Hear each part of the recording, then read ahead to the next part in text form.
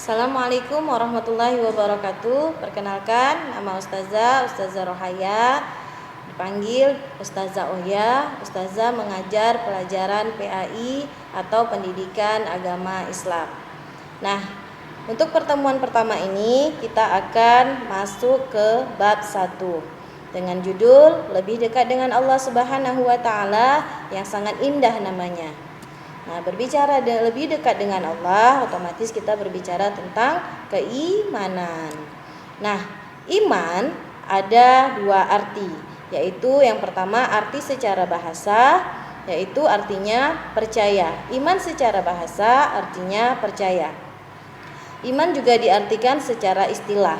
Secara istilah, arti iman adalah percaya dengan hati, melafazkan dengan lisan, kemudian melaksanakan dengan perbuatan. Nah, apabila 3 komponen ini tidak kita lakukan, maka iman seseorang akan kurang sempurna. Karena bagaimana seseorang mempercayai Allah Subhanahu wa taala, dia berkata dengan hati, melakukannya dengan perbuatan, tapi tidak melafazkannya dengan kalimat syahadat. Nah, maka tiga ini harus kita laksanakan. Nah, setiap orang itu otomatis keimanannya sering naik dan juga ada turunnya. Tetapi kita harus tetap mempertahankan keimanan ini dalam posisi stabil. Bagaimana cara mempertahankan keimanan kita? Salah satu caranya adalah dengan memahami arti atau makna daripada nama-nama Allah yang baik atau yang dimaksud dengan Asmaul Husna. Nah, dalil tentang Asmaul Husna ini terdapat dalam surah Al-A'raf ayat 180. Berikut surahnya. Lillahil asma'ul husna fad'uuhu biha وَذَرُوا الَّذِينَ يُلْحِدُونَ فِي أَسْمَائِهِ سَيُجْزَوْنَ مَا كَانُوا يَعْمَلُونَ. Selanjutnya, Asmaul Husna yang Ustazah maksud akan kita bahas 4 saja Asmaul Husna hari ini. Yang pertama, Asmaul Husnanya adalah Al-Alim. Apa itu Al-Alim? Al-Alim artinya adalah maha mengetahui. Allah maha mengetahui segala sesuatu di langit dan di bumi. Di dalam hati manusia, di dalam pikiran manusia, Allah maha mengetahui segala sesuatunya. Nah, sebagaimana dalam firman Allah dalam surah Al-An'am, عنده مفاتح الغيب لا يعلمها إلا هو ويعلم ما في البر والبحر وما تسقط من ورقة إلا يعلمها ولا حبة في ظلمات الأرض ولا حبة في ظلمات الأرض ولا رطب ولا يابس إلا في كتاب مبين. Selanjutnya, Asmaul Husna Al-Khabir. Al-Khabir artinya Allah maha teliti. Bagaimana maksudnya Allah maha teliti? Allah menciptakan langit dan bumi, makhluk-makhluknya dengan maha teliti. Yaitu pengertiannya adalah menciptakan makhluk-makhluknya dengan fungsi-fungsi yang sudah Allah tentukan.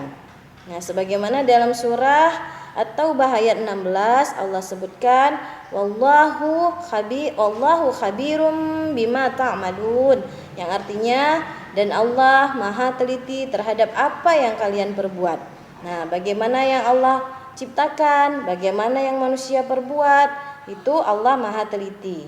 Nah, bagaimana perilaku meneladani Asmaul Husna Al-Khabir ini? Yaitu dengan cara hendaklah mewaspadai dengan teliti apa yang akan kita lakukan.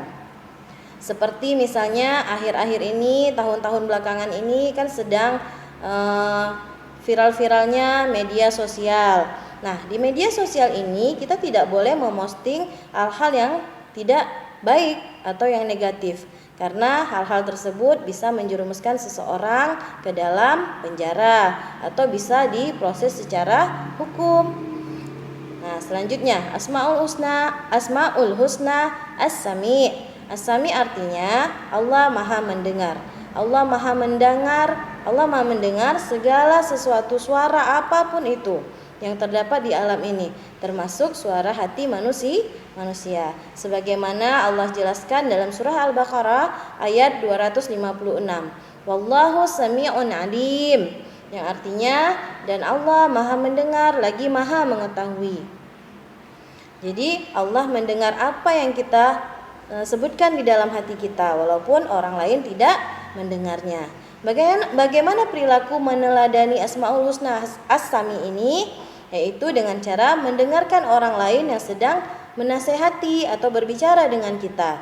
Apalagi yang berbicara dengan kita itu adalah orang tua, guru. Maka ini harus betul-betul didengarkan dan dipatuhi. Selanjutnya Asmaul Husna Al-Basir. Al-Basir artinya Maha melihat. Allah Maha melihat segala sesuatu di langit dan di bumi. Bahkan Allah bisa melihat seekor semut hitam di atas batu hitam di malam gelap gulita. Berbeda dengan kita, penglihatan manusia yang hanya terbatas. Kalau tidak ada cahaya, manusia tidak bisa melihat apapun meskipun Allah sudah mengkaruniainya mata dengan baik. Tetapi kalau tidak ada cahaya, maka kita tidak juga bisa melihat. Nah, Al-Basir ini terdapat dalam surah Al-Hujurat ayat 18. Nah, bagaimana cara kita meneladani Al-Basir ini dalam kehidupan sehari-hari? Yaitu dengan melihat kejadian-kejadian di alam sebagai bahan renungan kebesaran Allah Subhanahu wa taala untuk menambah rasa cinta dan rasa kagum kita kepada Allah Subhanahu wa taala. Nah, dari 4 Asmaul Husna yang sudah Ustazah jelaskan tadi, ada beberapa hikmah yang bisa kita ambil dalam kehidupan kita sehari-hari ketika seseorang benar-benar meneladani, benar-benar beriman kepada Allah Subhanahu wa taala.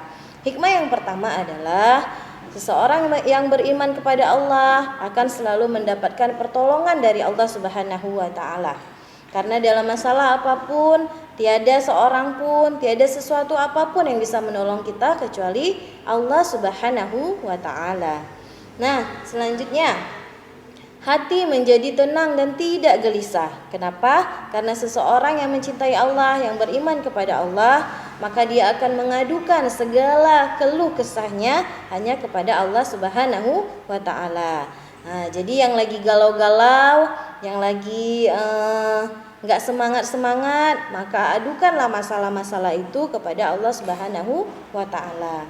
Selanjutnya, hidupnya tidak akan pernah merasa rugi. Nah, Ustazah punya satu kisah.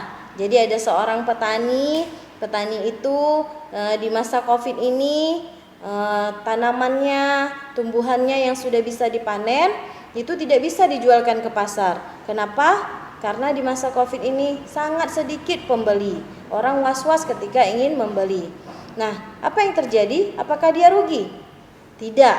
Dia tidak akan rugi ketika dia bisa membagikan tumbuhannya, tanamannya, sayur-sayurannya kepada fakir miskin dan orang-orang yang membutuhkan. Nah, maka Allah balas dengan rezeki yang berlipat ganda. Kenapa? Karena kita memberikan rezeki yang diberikan Allah kepada orang lain melalui kita, maka Allah juga memberikan rezeki dari orang lain kepada kita. Nah, baik, demikian saja untuk hari ini. Ustazah akhiri. Assalamualaikum warahmatullahi wabarakatuh.